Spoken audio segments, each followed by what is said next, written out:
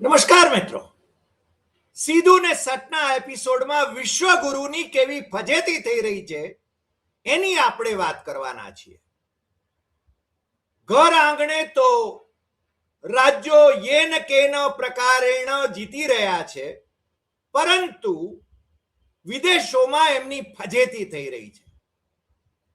અહીંયા પણ તમિલનાડુમાં એમની સરકારે, એમની પાર્ટીએ, એમના ગવર્નરે, એમના ગૃહમંત્રીએ એમને સુપરસ્ટાર વિજયની સરકાર ન સ્થપાય એટલા માટે જેટલા ઉધામા મારી શકાય એટલા ઉધામા માર્યા, પરંતુ એ નિષ્ફળ ગયા. કારણ વિશ્વગુરુને એક જ માણસ આંખમાં કણાની જેમ ખૂંચે છે, અને એ છે લોકસભામાં વિપક્ષના નેતા રાહુલ ગાંધી. કઈ સુપરસ્ટાર નથી, પરંતુ એ લોકનાયક થઈ રહ્યા છે, અને વિજય સુપરસ્ટાર છે.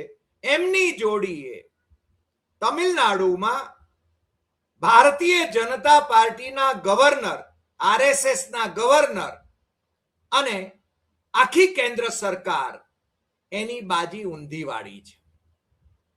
હવે તમને તો ખ્યાલ છે, અમે ભારતની ઇજ્જતના ધજાગરા દેશ અને દુનિયામાં થાય એના પક્ષધર નથી, કારણ કે ભારત અને ભારતીય એના વિશે આપણને ગર્વ છે, કારણ કે આપણે ભારતીય છીએ.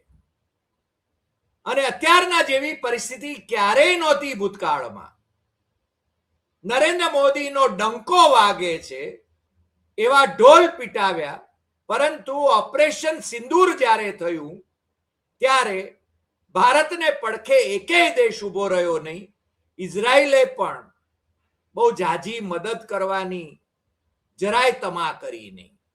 ઉપરથી અમેરિકાએ માનનીય વડાપ્રધાન નરેન્દ્ર મોદીની બેઇજ્જતી કરી 70 કરતા વધારે વખત, કે યુદ્ધ વિરામ, પાકિસ્તાન સાથેનો યુદ્ધ વિરામ મેં કરાવ્યો, અને નરેન્દ્ર મોદીની જબાન ખુલી શકતી નથી.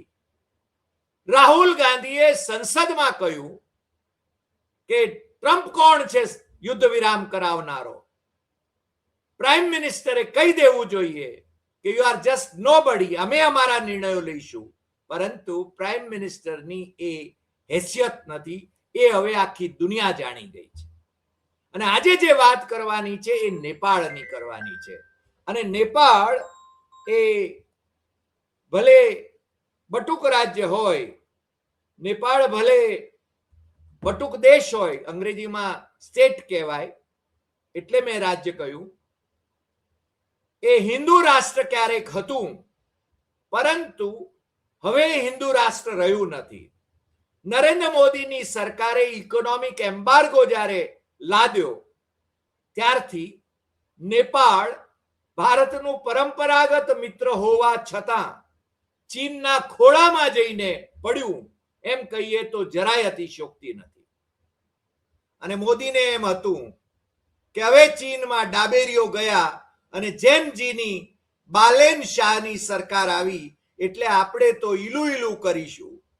અને એમણે જે રીતે એ સરકારની સાથે સંબંધો સુધારવા માટે જે રીતે ખેલ કરવા માંડ્યા, વારંવારની વિનવણીઓ કરી કે તમારી સાથે અમારે સંબંધો સુધારવા છે, છતાં આ નેપાળ સરકાર, બાલેન શાહ, પ્રાઇમ મિનિસ્ટર બાલેન શાહ, 35 વર્ષના, મોદી કરતા અડધા કરતા પણ ઓછી ઉંમરના એ પ્રાઇમ મિનિસ્ટર એ એમને ધુતકારી રહ્યા છે.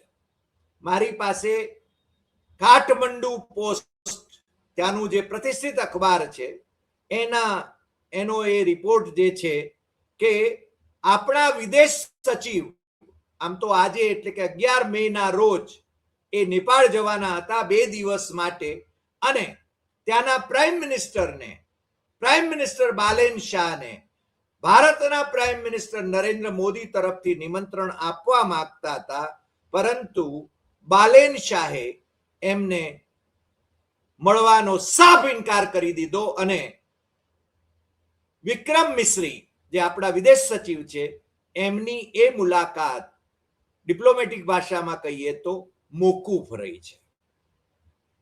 નેપાળ પણ આપણને આંખો કાઢતું થઈ ગયું છે. અગાઉના પ્રાઇમ મિનિસ્ટરે ભારતના 3 પ્રદેશો એ પોતાના નેપાળના ગણાવ્યા હતા, એમના નકશામાં એમણે બતાવ્યા હતા. એની સામે મોદી જાજુ કંઈ કરી શક્યા નથી. ચીને લડાખ અને અરુણાચલ પ્રદેશમાં જે ગતકડા કર્યા છે, ભારતની સીમામાં જે રીતે પ્રવેશ કર્યો છે, જે રીતે અરુણાચલ પ્રદેશમાં ભારતીય ટેરિટરીમાં ગામડા વસાવ્યા છે, અને ભારતીય જનતા પાર્ટીના જ લોકસભાના સભ્ય એમણે સંસદમાં કહ્યું છે, તાપીર ગાઓએ, મારી સાથેની વાતચીતમાં પણ તાપીર ગાઓએ વાત કરી છે, અને તાપીર ગાઓ આજે પણ એ વાત કરી રહ્યા છે કે ભારતીય સરહદમાં ચીને ગામડા વસાવ્યા છે, પરંતુ મોદી એ ચીનની સામે ઉફ કરી શકતા નથી, ટ્રમ્પની સામે પણ બોલી શકતા નથી. અને કાઠમંડુનો જે રિપોર્ટ છે એનો એક અંશ હું તમને વાંચી સંભળાવું, અંગ્રેજીમાં છે. Foreign ministry officials privy to the development give 2 possible reasons for the postponement. વિક્રમ મિશ્રીની જે મુલાકાત હતી એ મુલાકાત મોકૂફ રાખવાના સંદર્ભમાં 2 કારણો આપ્યા છે. ફર્સ્ટ, પ્રાઇમ મિનિસ્ટર શાહ's refusal to meet Indian foreign secretary, ignoring India's repeated request. Second, the recent dispute between Nepal and India on the boundary in Lipu Lake, a pass located near the India-China border that Nepal has historically claimed as its territory. Narendra મોદીએ આના સંદર્ભમાં શું ખુલાસો કરવો છે એ એમણે બહુ સ્પષ્ટ પોતે કરવું પડે. એમણે બીજાઓની મારફત આવા ખુલાસાઓ, પ્રવક્તાઓની મારફત, જુનિયર અધિકારીઓની મારફત આવા ખુલાસાઓ ન કરવા જોઈએ.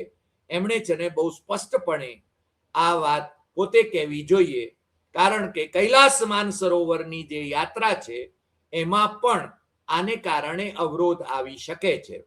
The Shah administration took serious objection to the decision of India and China to resume pilgrimage to Mansarovar in Tibet from the disputed area.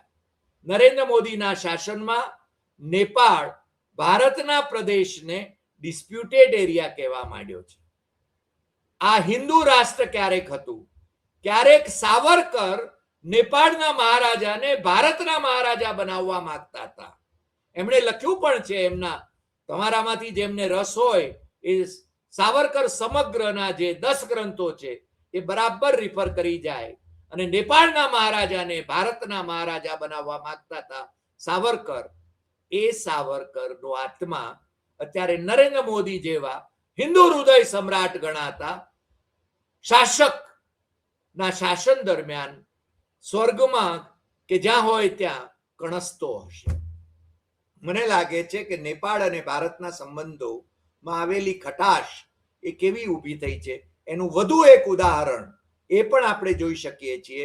અને તમને ખ્યાલ છે કે હવે બિહારની બોર્ડર ઉપરથી જે લોકો આવન જાવન કરી શકતા હતા, ભારતમાંથી જે લોકો કોઈ પણ દસ્તાવેજ વિના આવન જાવન કરી શકતા હતા, વિઝા વિના આવન જાવન કરી શકતા હતા, બાલેન શાહની સરકારે કમ્પલસરી બનાવ્યું છે કે ભારતથી આવનારાઓ એમની પાસે યોગ્ય ઓળખપત્ર નહીં હોય તો એમને પાછા કાઢવામાં આવશે. અને બિહારના કેટલાક લોકોને પાછા કાઢવામાં આવ્યા છે, અને આપણી સરકાર એના વિશે મૌનમ શરણમ ગચ્છામી કરે છે.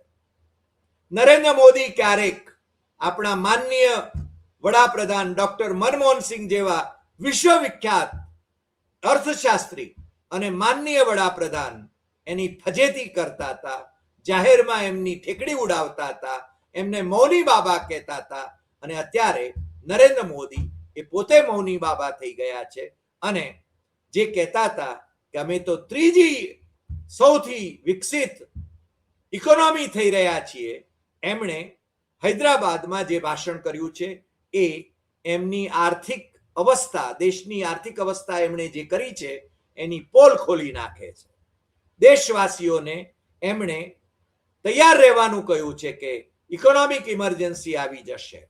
અને મેં કહ્યું એમ કે નેપાળ સાથેના એના સંબંધો એ ખરાબ થયા છે એટલું જ નહીં, પણ ભારતની આજુબાજુના તમામ દેશો સાથેના ભારતના સંબંધો નરેન્દ્ર મોદીના શાસન દરમિયાન ખરાબ થયા છે. એ વાત પણ છે ને એમના અંધભક્તોએ પણ સમજી લેવાની જરૂર છે. પરંતુ એ ન સમજે અને નરેન્દ્ર મોદીના ઢોલ પીટ્યા કરે તો અમારે કંઈ કહેવું નથી. પણ એક વાત જરૂર છે, આપણે ભારતીય તરીકે ભારતીય હોવાનો ગર્વ અનુભવીએ છીએ. અને નરેન્દ્ર મોદી વિદેશોમાં જઈને અગાઉની સરકારોના ગાળા દરમિયાન ભારતની અવસ્થા ભૂંડી હતી અને પોતે છે ને શ્રેષ્ઠ કામ કરી રહ્યા છે એવા દાવાઓ કરતા હતા. એ દાવાઓ કેટલા પોકળ છે એ પણ હવે છે ને સ્પષ્ટ થઈ ગયું છે. નરેન્દ્ર મોદી બીજાઓને શીખ આપે છે કે તમે પ્રવાસો અટકાવી દો, તમે વાહનનો ઉપયોગ ન કરો, તમે વર્ક ટુ હોમ કરો, તમે કરકસર કરો, તમે આમ કરો, પણ હું તો 8,000 કરોડના વિમાનમાં વિશ્વ પ્રવાસ કરીશ. હું તો ચૂંટણી આવે એ અને ચૂંટણી જાહેર થાય કોઈ પણ રાજ્યમાં એ પહેલા ચૂંટણી સભાઓ યોજવા માટે સરકારી કાર્યક્રમોને ચૂંટણી સભાના કાર્યક્રમોમાં ફેરવી નાખીશ અને બેફામપણે હું લોકોને ગાજર લટકાવતો રહીશ. મને લાગે છે કે લોકોએ હવે એમને ઓળખવાનો સમય આવી ગયો છે. ભલે બંગાળ જીત્યું, ભલે આસામ જીત્યું, કઈ રીતે જીત્યા છે એ જાણીએ છે, પરંતુ દક્ષિણની પ્રજા, દક્ષિણ ભારતની પ્રજા એ સમજી ગઈ છે અને એમને માટે દક્ષિણ ભારતનો જે આખો એમનો પ્રવેશ છે, એનું પ્રવેશ દ્વાર એમણે લગભગ બંધ કરી દીધું છે. છતાં નરેન્દ્ર મોદી રાજભવનો મારફત, એને નામ રૂપકડા આપે છે લોકભવન, એની મારફત પોતાના કયાગરા રાજપાલો દ્વારા એ શાસન કરવા માંગે છે. ચૂંટાયેલા ન હોવા છતાં, એ રાજ્યોમાં ચૂંટાયેલા ન હોવા છતાં એ રાજ્યોને આર્થિક રીતે પીડીને પણ એ છે ને એમને દબાવવા માંગે છે, કનડવા માંગે છે. મને લાગે છે કે આ દેશની પ્રજાએ આ બધી બાબતોને સમજી લેવાની જરૂર છે. અને એમાંય વિશેષ નેપાળ સાથેના આપણા સંબંધોમાં જે ખટાશ આવી છે એ ખટાશ એ ભારતને માટે ખૂબ નુકસાન કરતા છે. એ વાત પણ તમારે સમજી લેવાની જરૂર છે. આજે આટલી વાત. ફરી મળીશું નવા એપિસોડમાં નવા વિષય સાથે. તમને જો આ એપિસોડ ગમ્યો હોય તો સૌથી વધુ શેર કરશો, લાઈક કરશો, કમેન્ટ કરશો અને આપણી YouTube channel doctor Hari Desai Satyam Evam Tathyam એ સબસ્ક્રાઇબ કરવા માટે દેશમાં અને વિદેશમાં વસતા મિત્રોને જરૂર જણાવશો.